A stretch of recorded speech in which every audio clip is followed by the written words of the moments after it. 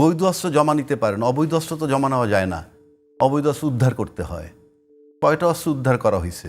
আমরা যদি জিয়াউর রহমানের মার্শাল্লার দিকে তাকাই, মাটি থরথর করে কাঁপছে। এরশাদ যখন মার্শাল্লা দিল, মাটি থরথর করে কাঁপছে। ইভেন 111 যদি আনি, সেখানে ফখরুদ্দিন সাহেব সামনে ছিল সিভিল ম্যান, পাশে ছিল তখনকার সেনাপ্রধান, তখনও মাটি থরথর করে কাঁপছে। কিন্তু এখন ইউনূস সাহেবের পাশে সেনাপ্রধান আছেন, মেজটিসি পাওনি আর্মি মাঠে আসে, মাটি কাঁপে না কেন? আজকে যে অস্ত্রের মোহর আমরা দেখলাম, ইভেন ককটেলও ফুটছে। হ্যাঁ, এই যে ফুটছে, এগুলো তো ছিল ওখানে। নির্বাচন বহুদূর, নির্বাচন সেই ফেব্রুয়ারিতে। তার আগে এই পরিস্থিতি ট্যাকেল করতে হবে। আপনাকে কৈফিয়ত দিতে হবে জাতির কাছে যে আপনারা প্রশাসনকে কি ইঙ্গিত দিচ্ছেন, যে মাঠে নামবা কিন্তু কিছু করবা না, ওভারলুক করবা। কি বলবেন যে একেবারে একটা সমাবেশের ডাক দিয়েছে এনসিপি, ঠিক এই সময় তার কিছুদিন আগে বিএনপি এনসিপি জামাতের মধ্যে একটা বাকযুদ্ধ চলছিল, বিভিন্ন মিছিলে বিভিন্ন রকম অশ্রাব্য ভাষা শোনা গেছে। এগুলোর সুযোগ পেয়ে কি আওয়ামী লীগ এত শক্তি প্রদর্শন শুরু করলো, যেটা হলো একেবারে আপনি দেখবেন যে আজ কিছুক্ষণ আগে হয়তো মানে জেলা কারাগারে আক্রমণ হয়েছে, সেখান থেকে আসামি ছিনতাইয়ের চেষ্টা হয়েছে। মানে বিষয়টা কতখানি ভয়াবহ, এই শক্তি কি আওয়ামী লীগ আছে নাকি এর পেছন থেকে কোনো কাজ হচ্ছে? সে বলল যে সেনাবাহিনী ট্যাঙ্কে করে এনসিপির কোনো কোনো নেতাকে তারা সেভ করছে, অর্থাৎ ওখানে সেনাবাহিনী গাড়িতে করে। এটার মানেই হচ্ছেই যে গোপালগঞ্জে যেটা চলমান ছিল আন্দোলনটা, মানে যারা প্রতিরোধ করতে গেছে, অর্থাৎ এই এনসিপি গেছে ওখানে মিটিং করতে, সভা করতে, তারা বাধা দিছে। তার মানে হইল ওই যে যারা বাধা দিছে তাদের পক্ষেই কাজটা করা হইল। অর্থাৎ এনসিপিকে সেখানে ট্যাঙ্কে ভরে বা গাড়িতে ভরে আপনি নিয়ে আসলেন। আমরা কিন্তু গ্রেফতারের কোনো ছবি দেখি নাই। এই ছবিটা দেখছি, কিন্তু সেখানে দেখি নাই যে কাউকে গ্রেফতার করা হয়েছে। গ্রেফতার হয়েছে কিছু হয়েছে, আমরা ওই সময় দেখি নাই, আগে পরে হইতে পারে। কিন্তু আমার এখানে একটা প্রশ্ন হইলেই, এই প্রোগ্রামটা, এই গোপালগঞ্জ তো মঙ্গল গ্রহের জায়গা না, বাংলাদেশের ম্যাপের মধ্যে আছে, বাংলাদেশের জেলা।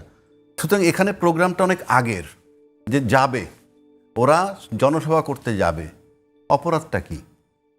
আপনি বৈধ অস্ত্র কিন্তু এই সরকার ক্ষমতা আসার পর সব জমা নিচ্ছে। বৈধ অস্ত্র জমা নিতে পারেন, অবৈধ অস্ত্র তো জমা নেওয়া যায় না। অবৈধ অস্ত্র উদ্ধার করতে হয়। কয়টা অস্ত্র উদ্ধার করা হয়েছে?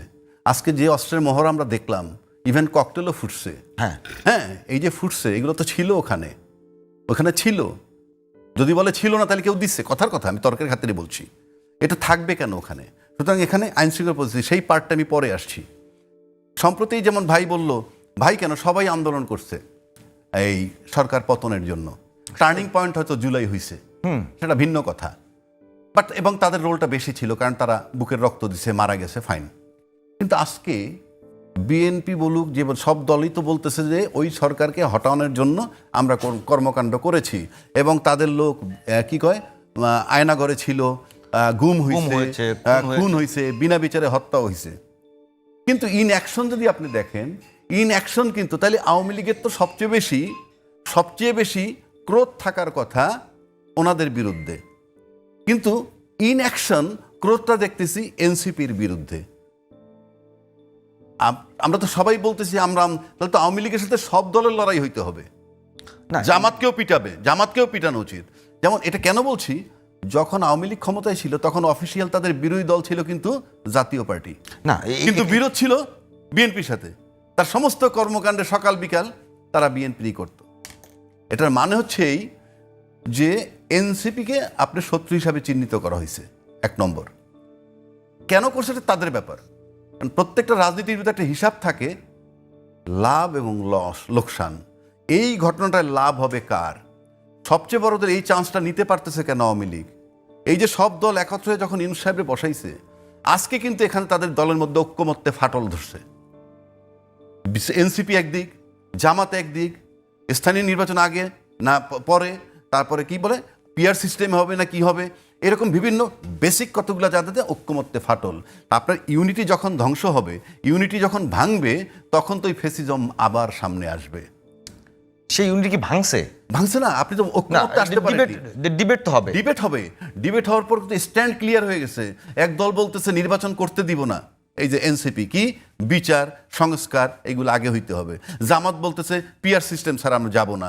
এই যে বিষয়গুলা, এবং দুই দিন আগে বোধহয় বলছে যে ঐক্যমত্য হওয়া এখনো কঠিন।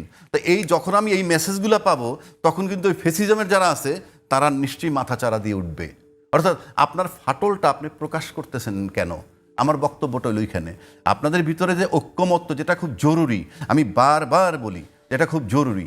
আর একটা বার্তা আমি দিতে চাই, আইন শৃঙ্খলা বাহিনী নিয়ে একটা কথা হয় অলওয়েজ, এই টোটাল ঘটনাটা নিয়ন্ত্রণ করা, এখানে তো দুই দেশের যুদ্ধ হয় নাই, এমন কিছু ঘটে নাই। কারণ আমরা হাসিনার সময় দেখছি এর চেয়ে অনেক বড় জিনিসও তারা ট্যাকেল করছে। তাহলে পারলো না কেন?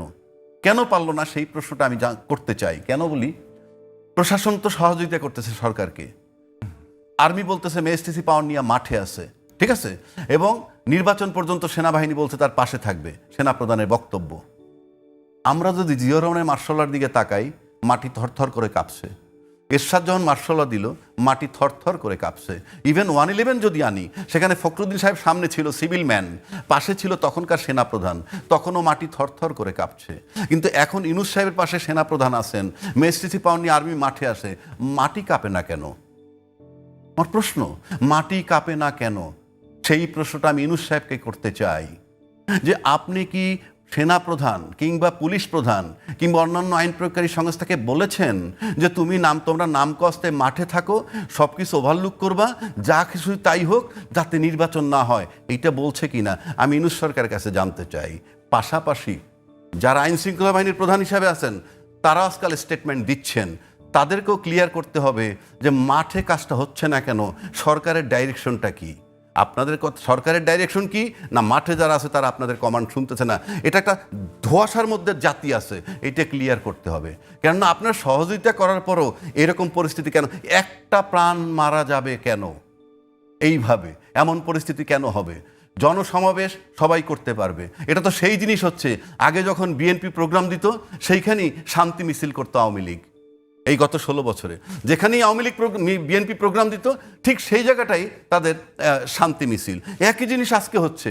আপনি এনসিপি বাদ দেন না, আপনি গণতান্ত্রিক দেশে তো আপনি নির্বাচন আপনি এটা করার রাইট আপনার আছে, সমাবেশ করতেই পারে, করতেই পারে। সেখানে আপনি লাঠি সোটা নিয়ে আসবেন, আর আপনি যারা সমাবেশ করতে গেল তাদেরকে গাড়িতে সেফ কইরা আপনি জনদরদি হয়ে গেলেন, কিন্তু ইনফ্যাক্ট সমাবেশটা তো করতে পারলো না। এটা তো বাংলাদেশের ম্যাপের মধ্যে একটা অংশ, যেখানে সন্ত্রাসী সার্ভাইভ করে ফেললো, যেখানে আর্মি মাঠে, পুলিশ মাঠে, কিন্তু তারা সার্ভাইভ করলো। কালকে বিএনপি গেলে তো একই অবস্থা হবে। আমি কথার কথা বলছি, এটা আপনার কেন দেখ। সুতরাং আমি আবারও খুব খুব বলিষ্ঠ কণ্ঠে, আমি খুব সাহস করে বলছি, ইউনূস সরকারকে বলতে হবে, আপনি কি আইন শৃঙ্খলা পরিস্থিতি লোকদেরকে বলছেন কিনা যে তোমরা মাঠে থাকবা, অ্যাকশনে যাবা না, সব কিছু ওভারলুক করবা? একইভাবে যারা ওই প্রধান আছেন, বিভিন্ন বাহিনীর দায়িত্বে আছেন, তাদেরকেও ক্লিয়ার করতে হবে সরকারের ডাইরেকশনটা আপনাদের প্রতি কী। কারণ জনগণকে আপনার অন্ধকারে রাখার রাইট নাই। আপনারা যাই খুশি করেন, ভিকটিম হচ্ছে সাধারণ মানুষ। একটা মানুষের প্রাণ যেতে পারবে না স্বাধীন দেশে, এটা অন্য কোনো দেশের সাথে লড়াই নয়। স্বাধীন দেশের ভিতরে একটা প্রাণও যেতে পারবে না, দিস ইজ প্রি কন্ডিশন। এবং এটা যদি ব্যর্থ হন, তাহলে সেই আইন প্রয়োগকারী সংস্থার প্রধান এবং যিনি সরকার প্রধান, আপনাদেরকেও চলে যাওয়া উচিত আমি মনে করি, যদি মানুষের প্রাণ রক্ষা করতে না পারেন। নির্বাচন বহুদূর, নির্বাচন সেই ফেব্রুয়ারিতে, তার আগে এই পরিস্থিতি ট্যাকেল করতে হবে। আপনাকে কৈফিয়ত দিতে হবে জাতির কাছে যে আপনারা প্রশাসনকে কি ইঙ্গিত দিচ্ছেন, যে মাঠে নামবা কিন্তু কিছু করবা না, ওভারলুক করবা।